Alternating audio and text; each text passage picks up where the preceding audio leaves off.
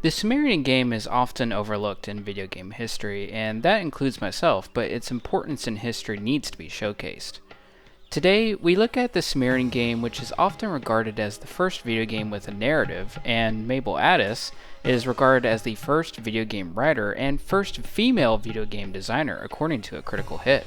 The game's history and development is a story worth telling, and unfortunately there is not much footage or photos to show, so I will use a game called Sumerians to go along with the story with some images of the Sumerian game and those who helped make it. Because of the lack of information out there as well, I leaned on Wikipedia and its sources for some information in this video. Welcome to Memory Card, the history of video games, where we take a somewhat chronological view at video game history, starting from the very beginning to today. And today, we take a look at the Sumerian game.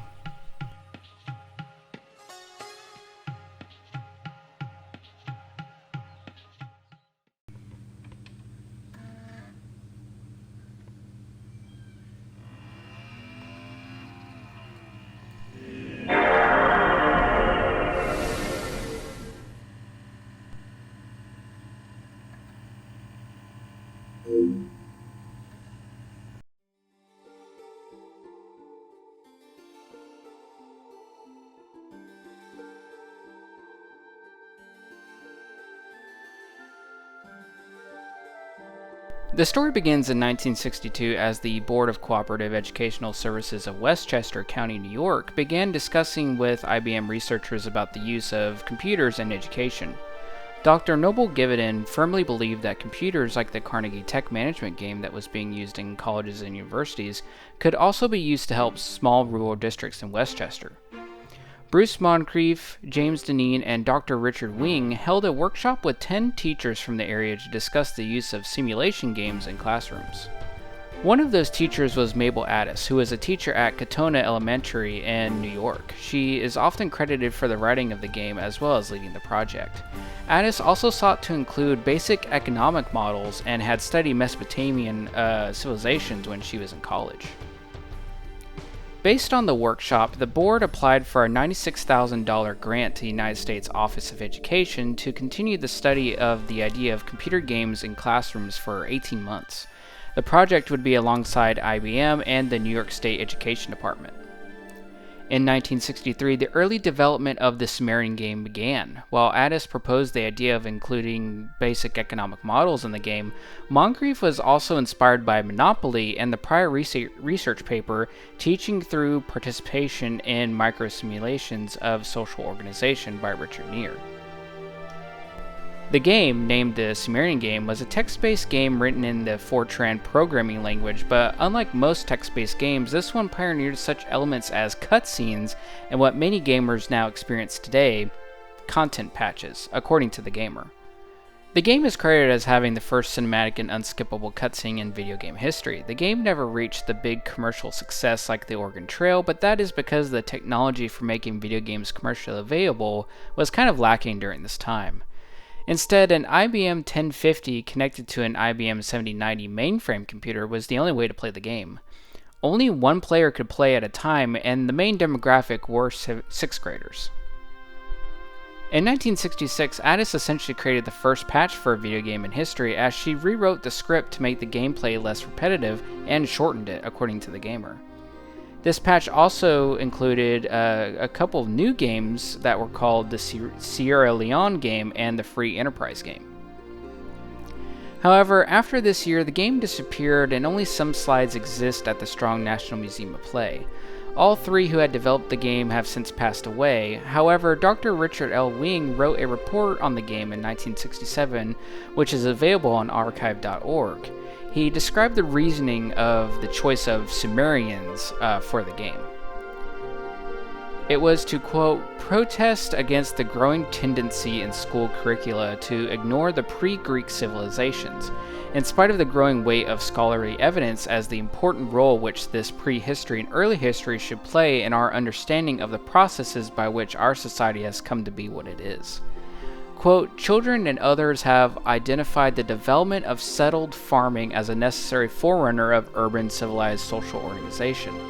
This transformation first occurred in lasting form in the river valleys of Mesopotamia, Egypt, and India. It is ironic that as scholarship was discovering the importance of understanding this technological, economic, and social revolution, school authorities were dropping the topic from social studies curriculum. In 1968, the game eventually evolved to become Hammurabi, as it is known in history, which we actually did touch in the first episode of Memory Card. Doug Diamond had learned about the Sumerian game from a grad student in Alberta when he was a software support manager at the Digital Equipment Corporation. The game he would go on to create was called The King of Sumeria, and it's oftenly called Hammurabi, and there's different variations of the spelling of Hammurabi. Unfortunately, that is where the history of the Sumerian game ends. I attempted to research the other two developers, but nothing was really coming up, so we'll have to move on to how the game was played. As discussed earlier, this is a text-based video game, much like the Oregon Trail, but this one, the primary goal is for the player to manage the resources of a city-state, Lagesh. I assume that's how it's pronounced. The player receives constant updates based on the decisions the player makes throughout the game. These updates include the total population, total farmland under cultivation, total grain in inventory, total grain harvested, and total resources. The player's choices include how many bushels of grain are used to feed the people and how many bushels of grain are used for planting for the next crop. One of the enemies in the game are rats that can destroy the grain supply, but the grain can also rot as well. Other disasters can strike, such as floods and fires, which can kill both the population and destroy crops. These are randomly number-generated events using the Monte Carlo method.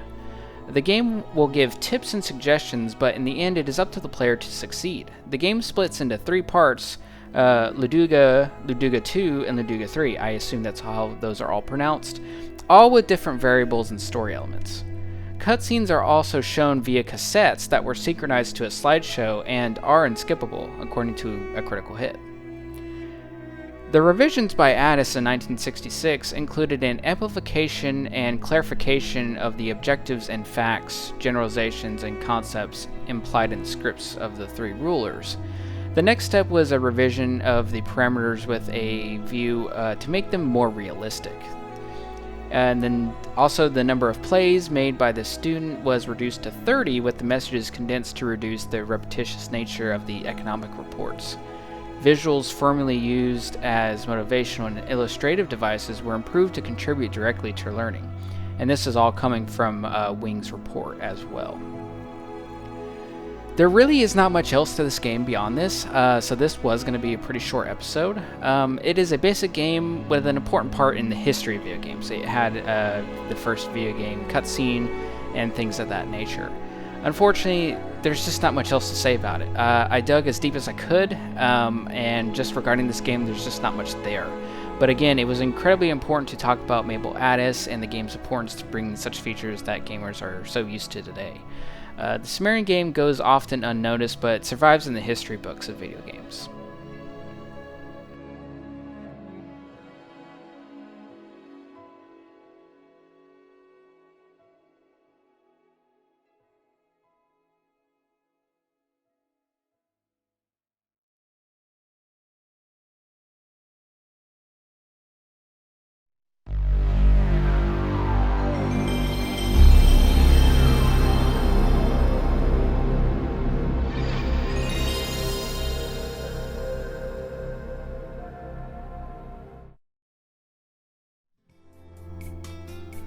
I'm so glad I could touch on the Sumerian game, and although this episode was shorter, I hope you still learned something about the history of video games.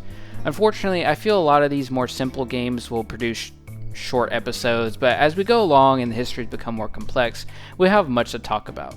The history of video games is long after all, and still continues today. Next, we will discuss the 1971 Star Trek game, one of the first video game adaptations, and although another text-based game, I'm excited to dig into the history of this one, as this is the first ever Star Trek game, and I am a Star Trek fan.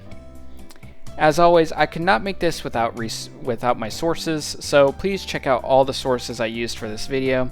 I'm a one-man crew, so if there are any errors or feedback you'd like to share, let me know. I try to make this as casual and professional at the same time as possible. But feedback is always going to help me improve in future episodes, and I want to continue to improve both in my research and my editing skills. Thank you all, and have a great day.